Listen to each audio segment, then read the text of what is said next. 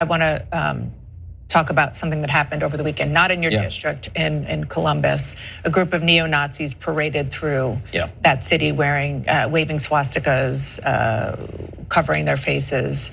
This is not the first time this sort of thing has happened in Ohio in particular, and of course it's continuing to spread. We don't know what side of the aisle this comes from. We don't, Dana Bash. We don't know. We don't have any theories. We're not sure.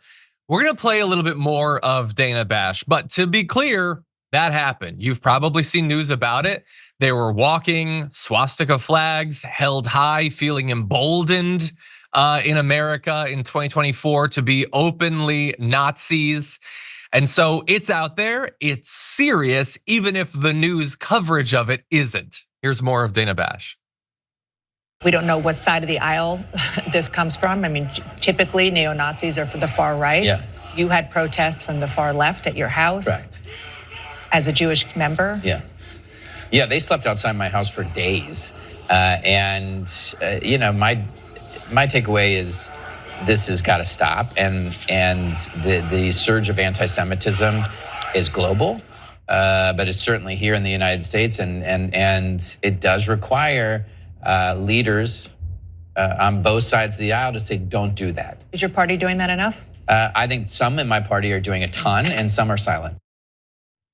Dear God, we're doomed. And so, look, the media is tripping over themselves, finding a way. How can we be more right wing? I mean, Donald Trump won with less than 50% of the actual vote. He won narrowly, like by 2 million votes, and they lost seats in the House. But we gotta become more right wing. The country's definitely more right wing.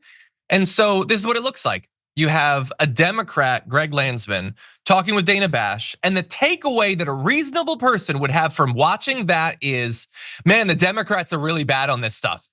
Not, oh dear God, there's freaking neo-Nazis marching with swastikas.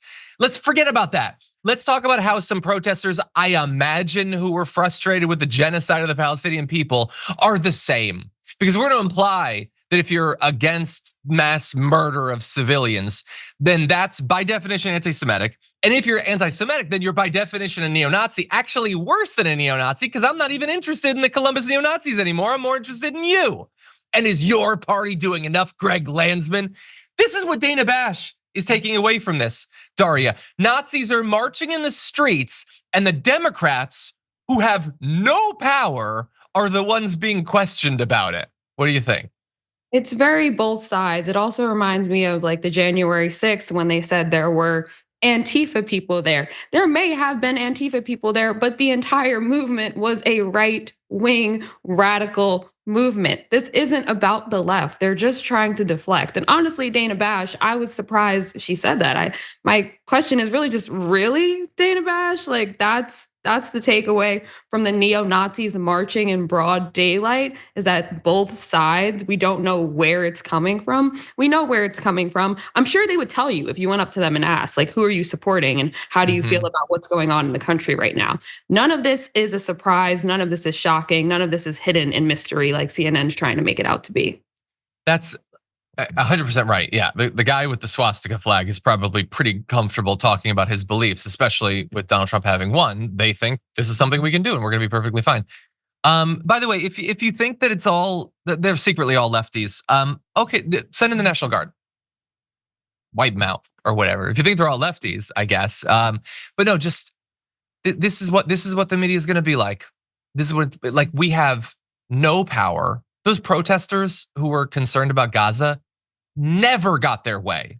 Literally never got a single thing they wanted, and they remain the bad guys. Not the mass murderers, not the people who now have been swept into power and are gonna tell the mass murderers to do more mass murdering. Forget about them, don't think about them.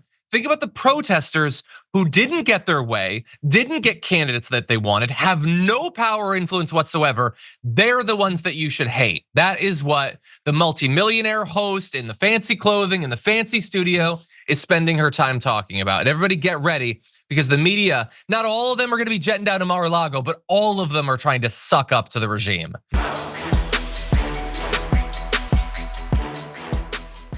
Thanks for watching our video. Did you know that you can support our show by becoming a subscriber?